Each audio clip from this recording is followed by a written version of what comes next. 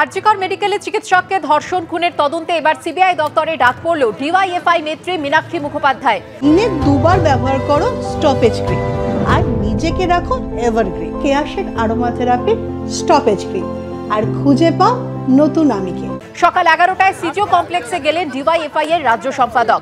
9ই August RG Kar হাসপাতাল থেকে চিকিৎসকের দেহ বার করার সময় সববাহী গাড়ি আজকে বিক্ষোভ দেখানো হয়। কেন্দ্রীয় এজেন্সির দাবি ছবিতে মীনাক্ষীকে দেখা যায়। সেই সূত্রে ডিওয়াইএফআই নেত্রীকে ডেকে জিজ্ঞাসাবাদ করে তার বয়ান রেকর্ড করতে চায় সিবিআই।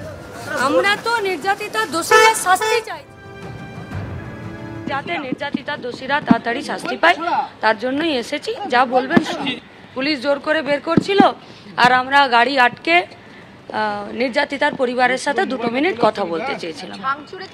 আমরা চাই নির্যাতিতার দোষীরা শাস্তি পাক, আন্দোলনকে ডাইভার্ট করা যাবে না। আমরা তো নির্যাতিতার দোষীদের শাস্তি চাইছি। বলো তো যে প্রশাসন এবং প্রশাসনিক যারা কর্তারা আছে তারা যাদেরকে শাস্তি দিতে চাইছে এবং এই কাজে যুক্ত আছেন, সেখানে আমরা যা জানি সেটাই আমরা তাদেরকে সাহায্য করব। আরজিকর মেডিকেলে আর্থিক দুর্নীতি মামলায় চিকিৎসক বিধায়ক সুদীপ্ত রায়কে আজই তলব ইডির।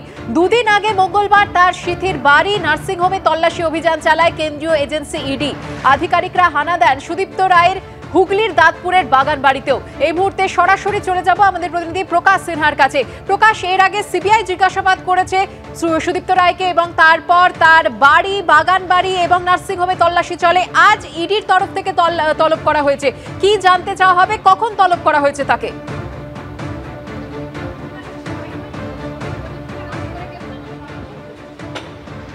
দেখো, তুমি জানো যে গত মঙ্গলবার প্রায় 20 ঘন্টা ধরে সুদীপ্ত রায়, তৃণমূল কংগ্রেসের বিধায়ক, তার বাড়িতে তল্লাশি অভিযান চালান ইডির গোয়েন্দারা। তার নার্সিংহোমে তল্লাশি অভিযান চালানো হয় এবং যেটা ইডি সূত্রের খবর, তৃণমূল কংগ্রেসের চিকিৎসক বিধায়ক সুদীপ্ত রায়, তাকে কিন্তু আজকে ইডি দপ্তরে তলব করা হয়েছে।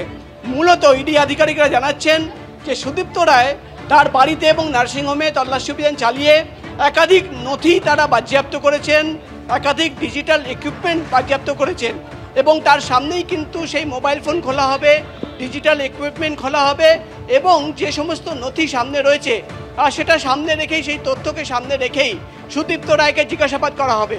এবং তোমাকে বলে দিই, যেটা ইডি তরফে দাবি করা হচ্ছে যে গত কয়েকদিন ধরে তদন্ত চালিয়ে প্রাথমিক তদন্তের পর আর্থিক লেনদেন সংক্রান্ত কিছু তথ্য এবং নথি তাদের হাতে এসেছিল।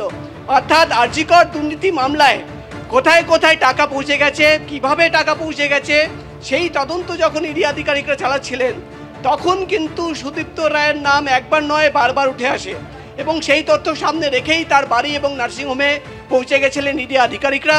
সেখানে তল্লাশি অভিযান চালানো হয়।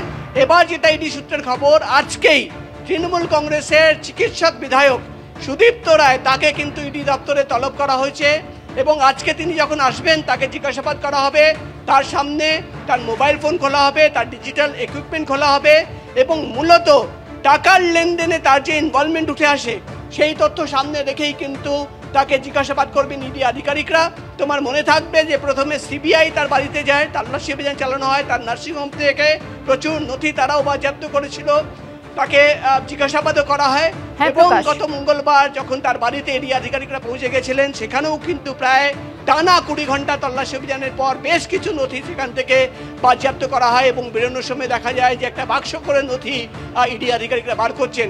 আজকে তিনি আসলেন, তাকে মূলত কিন্তু আরজিকর দুর্নীতি মামলায় আর্থিক লেনদেন সংক্রান্ত তথ্য এবং প্রমাণ সামনে রেখেই জিজ্ঞাসাবাদ করা হবে, এমনই খবর আমরা ইডি সূত্র মারফত জানতে পারছি।